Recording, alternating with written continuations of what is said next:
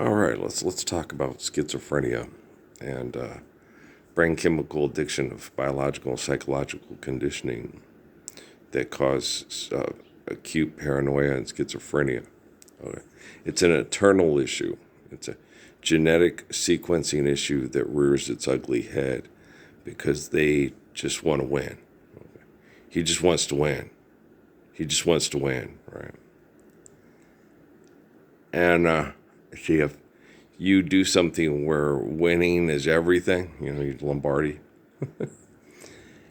And when you do something where winning is everything, and you can't, when I used to play sports, me and Dad would talk to this, because when I played against Mike and the other guy from South Dakota State, and Bob would tell me you did that. I was like, what choice did I have, Bob? The one guy's 7 foot tall with a 7'6" wingspan. The other one's 6'6" and a 7 foot wingspan and has a 48-inch vertical. I had to cut across the lane like that and throw the ball down in there like I was throwing it in the trash.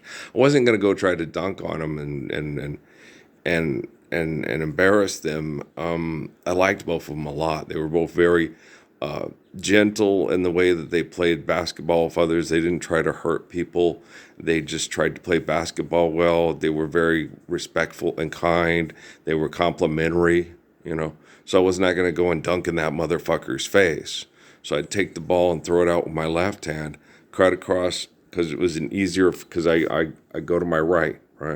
So I'd go across the right side and cut across the middle of the lane, throw it out with my left hand, catch it with my right, and go up in the air, scissored like Larry Nance, and jump up and get the ball. And to get a shot off that was completely uncontested and easy to make, it'd be about 13 feet from the basket because the other guy was rim protecting. And Mike was always there. So I'd cut between them, the two of them, and they'd both be there, and I would just jump up in the air and throw it down into the basket. And Bob said it was one of the coolest things I've ever seen. It's like, me too. I've seen it through Bob's eyes, and it's like, yeah, it was pretty impressive. It was, Larry Nance really didn't have nothing on me because I was 5'11", and the other guys were huge, and I threw the ball, literally like catch it, throw it out to my left to catch it with myself, throw it up to my right hand and take off and scissor, and it was pretty. Yeah, it was real fun to watch. And so, what choice did I have, Bob? What choice did I have? I had to do that shot. It was a very good shot. Yeah, I think if I had played in the NBA, you guys would have seen it a lot and go, wow, look at this. This is so impressive. He just cuts right across the lane. He scissors across the lane. He doesn't want to embarrass anybody. It's just getting off a mid-range shot with a rim protector that's unblockable. That you need a shot. It's a lot like Kareem's skyhook. Only I'm 5'11" and I have to get it off over Ralph Sampson and with to get the goaltend. So take that, Will Chamberlain, right? That's why they invented goaltending. With Will Chamberlain, he was so obnoxious about being the best, I'd have to go dunk in his fucking face. Yeah, jump up in the air and he would go up and I would go up as high as with Chris thing, and he'd go up and I have to do like Julius did with Bill, because he wanted to block everything, have it up like this and go back and forth like I used to do in the air when I would go through the lane. Just go cup it and go back and forth and then bam and dunk on him. I say, God, you're exhausting to play against. You know that, Wilton Norman Chamberlain? You're fucking exhausting. I'm glad we only have to play you a couple times a year and in the finals. I'm tired after we play. It's exhausting to have to jump like that and dunk on people and use all your energy. I didn't used to get tired when I played, and coaches thought I was lazy. It's just, no, I just conserved my energy. And I conserved more energy when they ran an offense on offense than I did on defense, because I played defense to make up for any of the inefficiencies that some of my teammates had that were kind but weren't as athletically as gifted as me, because I liked having them out there because they were unselfish and kind. Which made it, that's why I liked Ray Riley so much. I didn't like playing with Bud and Jimmy as much, and Chris was kind of affected by the way Bud and Jimmy played because he was a fast guard too. And they all three played alike, and I didn't like playing with them as much. I liked playing with Tony, and I liked playing with John, and I liked playing with Charlie, and I liked playing with Ray. And that's what Coach Robertson and his mom, Charlie, tried to get us to play against East. And then if we would have beat East, the next night we would have played Natrona, we would have played CY in the finals. They probably would have got the food poisoning anyway, and we probably would have lost, so it wouldn't have mattered. But yeah, That's the way love goes, babe. That's the music Dick Cheney and the Bush family make for the whole wide world to sing. It never gets old, it only grows. They only care about winning. They don't want to be peaceful and live the Lord's Prayer. But I already established the standard, and we had quantum computing before you assholes knew about it. And so Rockefeller and Rothschild slammed your door, so you're still there. There's a bunch of techno geeks. I don't know who the fuck they are, and all they care about is women. Let Mark win, right? And I'm like, okay, that's the way that you want it. That's not the way I want it more. I do like Jim Croce, but no, I want everybody that can hear and think and love their children more than they love winning. Live the Lord's Prayer, so no one gets killed trying to be the winner, so they can call everybody else loser. So you know me, I'm better than you are. You know.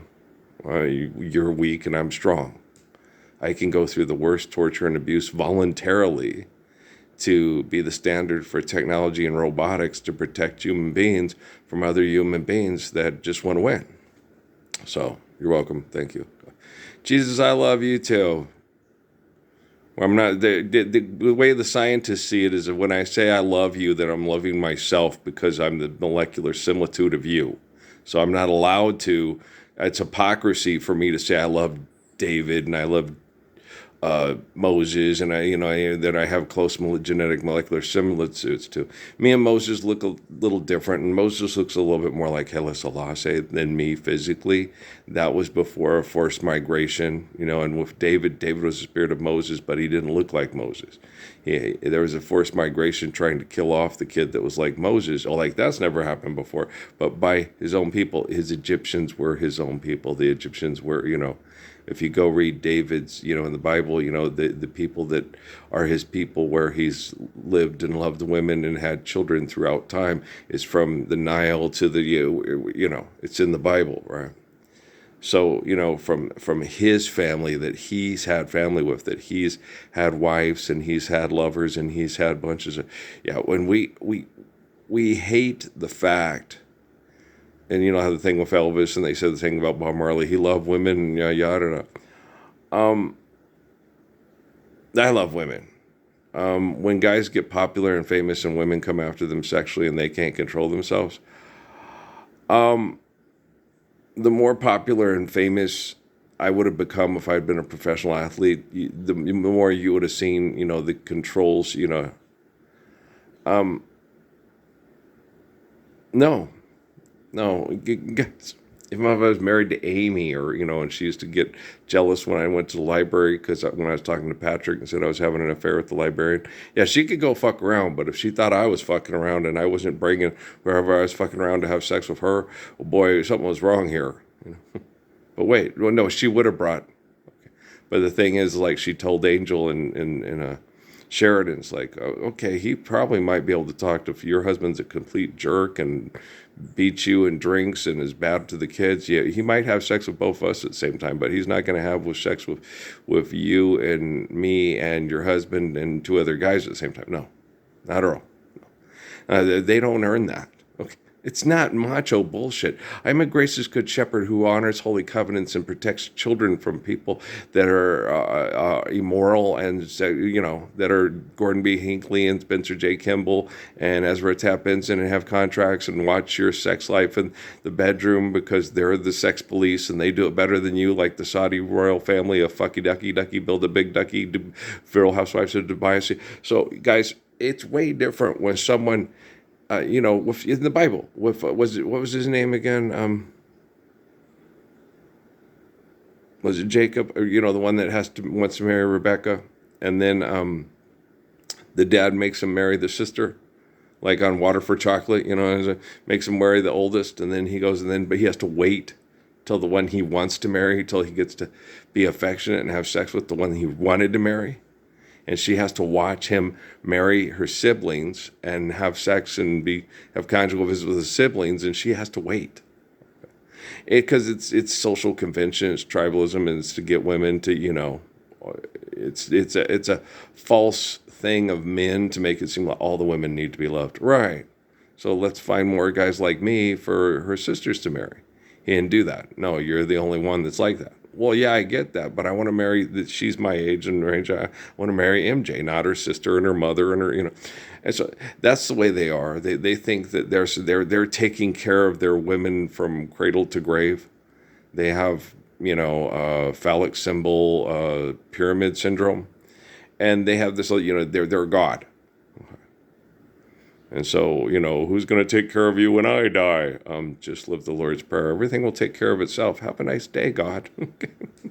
Boy, God's an asshole. Yeah, he is. She is too, of course.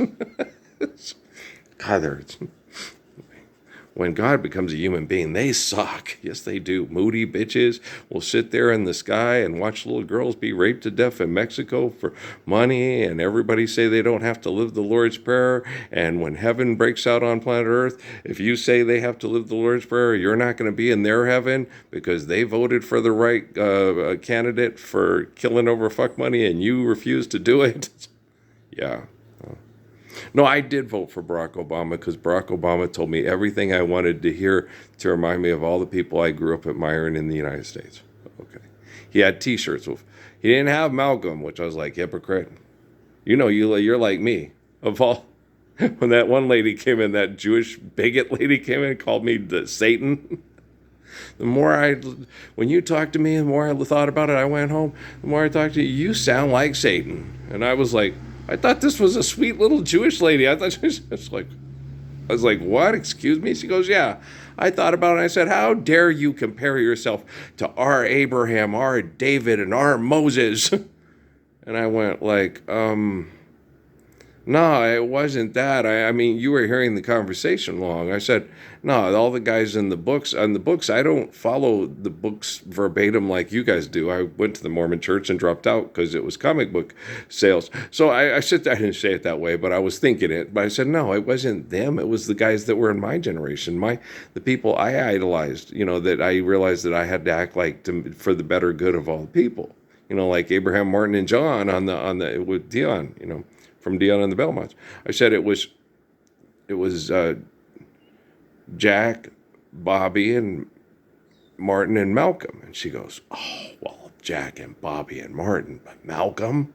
And I was like, yeah, unlike Barack Obama and his T-shirts, the one who was the most of an influence, the example of my manhood in the United States of America to get up and do the right thing so we all live real Islam as Christians was not the guys, doing deals with all the, mass murderers for war and the Vietnam War and yada, yada, yada.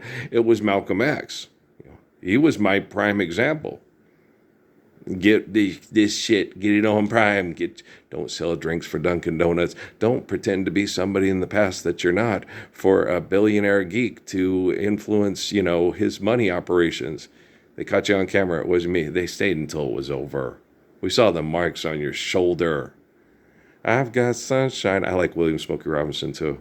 On a cloudy day. He wrote it for David because he said David would sing it better, and I totally agree with him. I believe, I think the Miracles would have sang it would have been, okay, that's nice, but with the Temps singing it and that Mississippi, those two Mississippis, I love David and Jimmy. We all know this, right?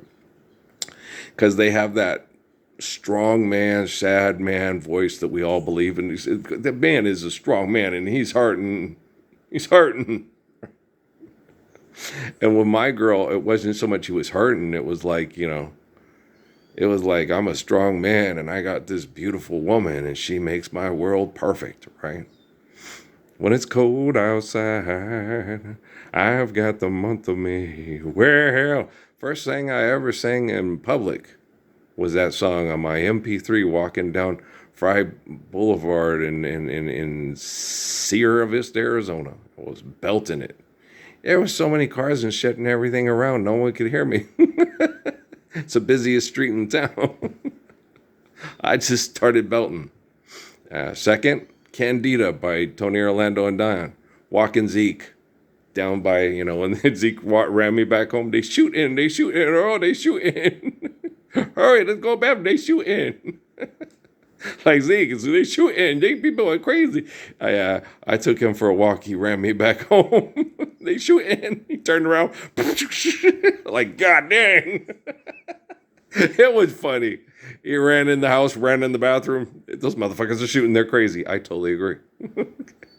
They are. They just want to win. Yeah, I know. I just want to live the Lord's Prayer. That's why that's why no one will remember your name. Okay? Do you understand? Red Grange. Who's Red Grange? Look it up. Google it. That's why no one will remember your name.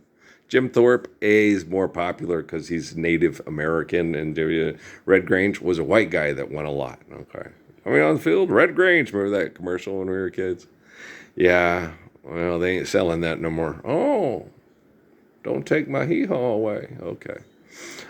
So yeah, it happens. It happens. Yeah. So does it seem like everyone's getting younger, baby? Guess you're gonna have to find yourself another pastime. Judging from the past, to know it won't be the last time. Be the last time. And how many Hitlers have come and gone since Jesus set the standard for Hitler not to be Hitler? Well, yeah. So watching the hummingbirds again. They're cute. I'm good on hummingbird feed. I'll have to check it later today. They might have been it out, but I got hummingbird central around here. I've been real busy at making sure that and we've gotten pretty decent rate. We already have above average here on the farm. With this last batch, and then Dad said we had that much. We might be close to 9 to 10. We've been this way for the last, I don't know. It's been a long time. Yeah, every time they have the New Mexico State in the airport. No, here. And Dad said he probably figures it might be true too. They might, I don't know. I haven't kept track and I don't know, and it doesn't say on the news. And I watch the patterns. We seem to get more in this trough of average rainfall up here towards between Hatch and Doñana and San Ysidro than they do in Stallman Farms. And Stallman Farms has more trees than we do. I don't know what I don't know what the harps is going on. I don't know what the harps is going on. I just fox on the run. I need sleep, so I have to yelp. I didn't say a prayer I just I was trying to talk the rooster into going back home, and he wouldn't. And he was getting cocky, and he'd do whatever he want. And then, something's got to be done about that rooster. And this was different than me becoming the on-site manager at fucking Casamia. Yeah, it's just, she came across, and I said, what the hell was that? And he came by the window, and I jumped up and went like that. And I startled him. And then I said, go ahead and go get him. Do what you got to do. You're just a fox doing what foxes do. I said, go ahead, I've been telling that rooster to stop, doing whatever he wants around here for about a week. I'm tired. I was averaging 2 to 3, about 3 hours sleep each night, because you couldn't, he'd cock-a-doodle do before, he just did it all the time, he was more like, the Ring, and a car alarm. Remember fucking Corey's biological Corey in his fucking car. I wanted to just go out there and shoot that fucking car, take his alarm, throw it. He had it so sensitive that if a bird shit on it, it would go off. And his fucking car, I hated that fucking car. And he'd stay over and was like, Teresa, you need to go to that motherfucker's house. No, he stayed at our house. It was the safest place to stay. I live there. Okay.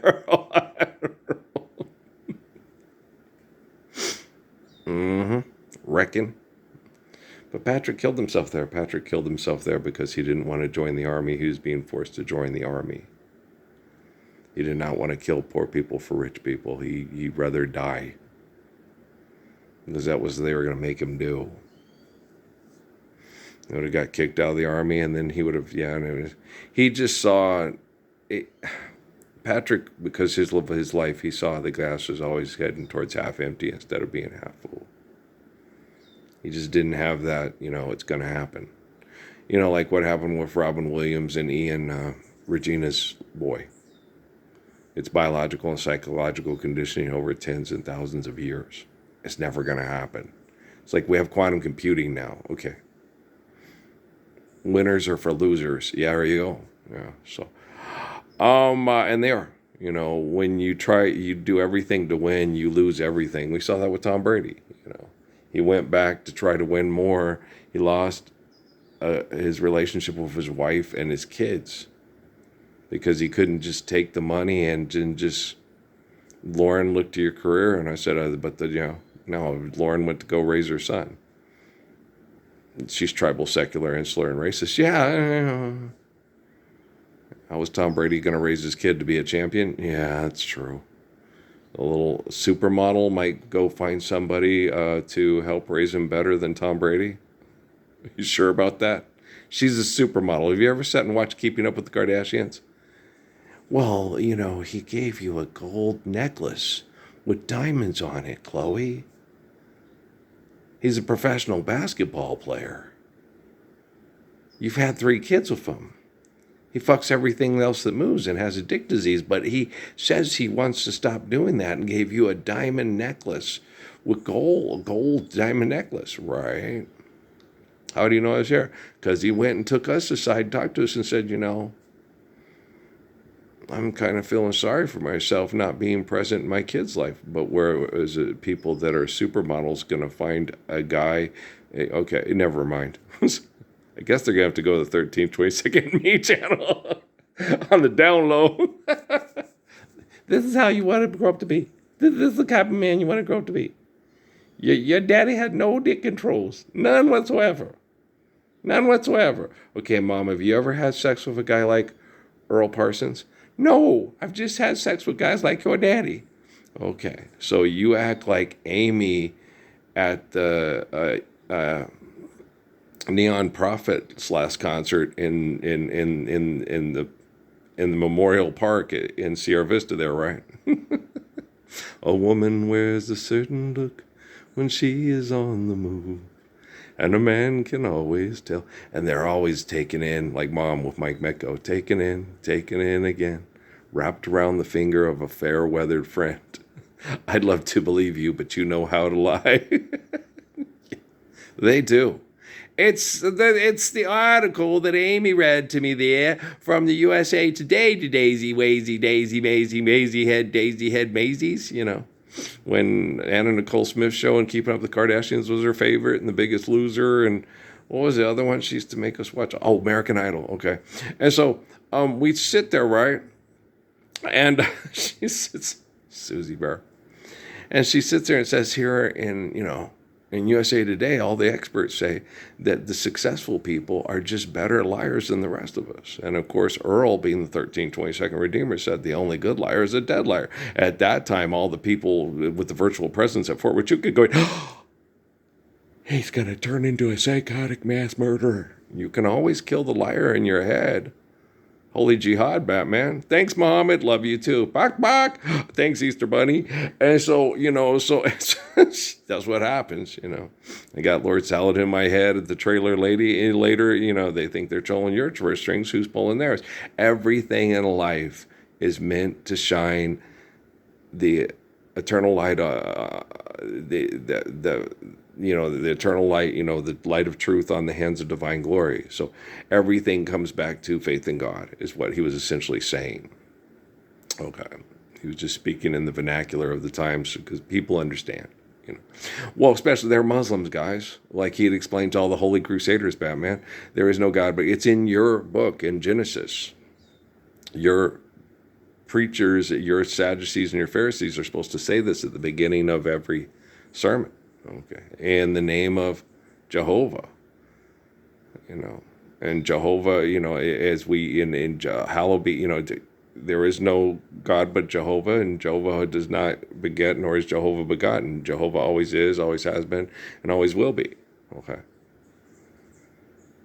and in Arabic, the word Jehovah is Allah, and in North Africa, in Ethiopia, the word Jehovah is Jah. Pater, Father, Padre, all the same meaning, just said different because of what Muhammad said. There are many tribes, there are many languages, there are many religions to prove to human beings that only God is great. Like Muhammad Ali said, you know, only God is great. You know, so that's why that lady that called me the devil said, no, Malcolm X was the one that was most important in the forging of my manhood as a United States citizen, as an American boy. And the thing that where I was able to correct myself, because I was told he was the bad militant Negro. He was a bad boy. He was a criminal. He was a bad person. I was told he was like Louis Farrakhan and Herbert Muhammad and Elijah Muhammad and all these bad actors, these bad people. And it was the exact opposite. He was always intelligent and kind and protecting, but was abused by selfish and bad actors his whole life for standing up to them. It happened when he was in a white community as the school president of his elementary school class. And he was the only not white person. And all the kids that were white elected him president because he was the most protecting, the most kind, and the most intelligent. Malcolm, in a small town in Michigan full of white kids. You know, like with the Loving family, we all grew up here together, and we, you know, and I was those both people, those Mormon people, they're both smoking. It's like because they were so stressed by all the bigots and the assholes, they did smoke cigarettes, and it led to their early demise because of abuse, because of selfishness, and that sucks. Because if you go listen to both of them talk, and you see the body language of the kids and the body language of the parents when they're together. Yeah, the cigarettes killed them early because of the stress of abusive people. But when you go listen to them talk and you see their body language and you see the body language of the children, when you go watch that documentary on the Lovings, I didn't have to watch very much of it. Okay, that there's a lot of care and loving and kindness. And then when they knew the sheriff was coming after him, and they stayed away from home. So he came at 4 a.m, where they were both sleeping in the same bed together, and they came in over the bed and said, who is that in there with you? And she said, I'm his wife. And then they said, not here, you're not. And they took them in and they arrested them and sent them to Washington, D.C., you know, the place where that damn Abraham Lincoln was killed. Was Wilkes Booth from Virginia? Maybe, you know. Just because Robert E. Lee has a bunch of good-for-nothing fucking relatives that are complete fucking assholes doesn't mean that all people from Virginia are complete fucking assholes like his relatives, John Wells Booth, and all those other Jefferson Davis fucking assholes, you know. Only a Pewitt judges a man by the group and a group by the man. Yeah, I'm an American born in the United States of America, but I'm the 13th, 22nd Redeemer, right? You're going to compare me to Caiaphas and Herod? Total sellouts who will take lots of money to feel important and then own whatever women they want to own, and you know, and then buy and sell other people. You know, shall not covet another person's slave. And when I read that right away, I explained it to my family. It's like, that doesn't prove to you that Chris Hitchens is stupid? I mean, what Moses felt free to amend the Ten Commandments and all these. No, he didn't. Why? Because he led an exodus of people that were slaves away from people that considered them their property. It was over 50,000 people. Then he would go and turn around and put in the Ten Commandments, thou shalt not covet another person's slave. Are you sure Moses didn't write that down? Or Mitch McConnell, his dirty, rotten little fucking grandkid from a lady that, you know, lied to him and said, people tell me that you really know the right things to say. Especially when you're trying, you know, that's a good CEO. Guys, I fixed the technology, okay? I make sure that whatever interacts with the quantum computing collects memories that cannot be altered and cannot, this is a comparison contrast, like I told Stan Rounds in his psychology department at Las Cruces Public Schools back when they were doing what they were doing with Natalie, underhanded, and, with the old Cloris Leachmans that they have. Why is it all this psychology ladies at almost all the schools around here? It's like that nurse that's in every town on Pokemon. I was like, what the fuck? What is it with the whole Cloris Leachman hairstyle? And the same, you're the same psychologist. Do you have like a sister that's a twin, triplets? Yeah, it just seemed like every school had that. No, Dr. Salazar, she was the only one that wasn't like that. And then she was helping me. And then she was very distressful. Someone in her family in Arizona unexpectedly died. Okay. This was around the same time that we had the Michelle. Yeah. Everybody's, oh my gosh, that's horrible for Dr. Salazar. Yeah, she stood up for that what was right, and someone in her family was murdered by complete perverts that you vote for president so they can keep you comfortable and keep you safe with this economy. You gotta live to recognize the living word and elect to live the Lord's Prayer forever and ever, amen? Or are you gonna vote for a bought and sold mass murderer's spokesperson for their Minnie Pearl's chicken? You know what I'm saying? And don't think the money in the walls of your house is gonna keep you secure. It's just gonna get you killed by your two trifling cousins. Well, money ain't real. If String Bean had gone and hid in a cave behind a dove's nest and a spider's web, he'd been okay. Spider-Man does what anybody else want to stretch? Yeah, I got to do some stretching and some exercising here very slowly. For me, aloe vera with apple, really helps clean out the bowels and keeps it going. I have to just drink it every day. It keeps it loose and just keeps everything just coming out, anything that's impacted in there through stress and chemical poisoning. And so I just got to keep doing that. I wasn't doing it because it was basically just off of economics, but it's like, no, it's healthy for you. Drink it, eat it, and then you'll eat better. And then, there's a box in here that thinks money's real because it affects my dad horrifically. And he just can't tell his brain that box is an invention by perverts. He just can't do it. I always tell him, and he can't. He always picks it back up and worries about it, and my precious. And I was, Dad, don't worry about that. We'll take care of that. And it was what's in his big thing is what's going to happen to me when he dies, because he knows, financially, I'll be horrifically abused. When he dies by other people that are jealous of me and hate me for doing what I'm doing.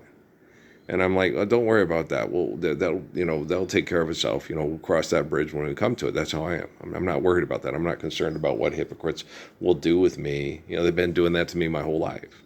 But my dad has worked hard for his money, and he doesn't always, quote, believe in what I'm doing because he believes he's Jesus and he's God. But he does believe that what I believe in, even though it's misguided, because I don't believe that him and Lawrence and Elijah and him are debating on which one is God better than the other. One of these gods is not like the other. God's omniscient and omnipotent, and I believe in Jesus Christ and have faith in his faith in God, and that's why I'm correcting technology, and no one else in my family is. Sound familiar? Hey, I've read that book. Me too. It's hard for a lot of people to understand because it gets corrupted by people that are CEOs, and they're better liars than the rest of us. Hey, Festivus for the rest of us, right? And the only good liar is the dead liar. You kill the liar in your head, holy jihad, Batman, then you don't have those biological, psychological conditions rearing their ugly heads to be the queen of the silver dollar, run the brothel, and have, some guy sitting in the back of the limo have Charlie Murphy get out and get a bazooka and blow up Bernie Mac's sex club. Man, that sucks. No, what sucks is you have a sex club. You can tear down data centers and use the parts and resources to build things that are worthwhile for people to have good lives. It can happen overnight. Okay, you can stop being impulse to build log cabins off the grid because you have schizophrenic, psychopathic Ted Kaczynski tendencies about the little box in your head that's money and real, and you have to find ways to, get people to give you money so you can live the life free from the city that you've always dreamed of. It's like, that's not going to make your life any better. You're still told what to do by the people that own the city and torture the people that deaf in the city because you need money to live on planet Earth. God dang, you guys are so dumb. I'm older than Miss Jacqueline, more intelligent than she is. Yeah, she never got to kiss me because I never went to the club. I hate the club. I love people and I love children. I stay home with children. I'm not like Charles Gorkley out going to find the girl or a guy that gives the best hamburger in Phoenix, right? For money. Okay, I love you, all right? I make Marianne hamburgers at home for Amy, and then she gets Stockholm syndrome into the gang, and we all know the story. And I'm cleaning up. Yeah, it takes time. Nah, I'm faster than they are. I'm you know me. It's that guy can run. Okay, I love you. All right, peace.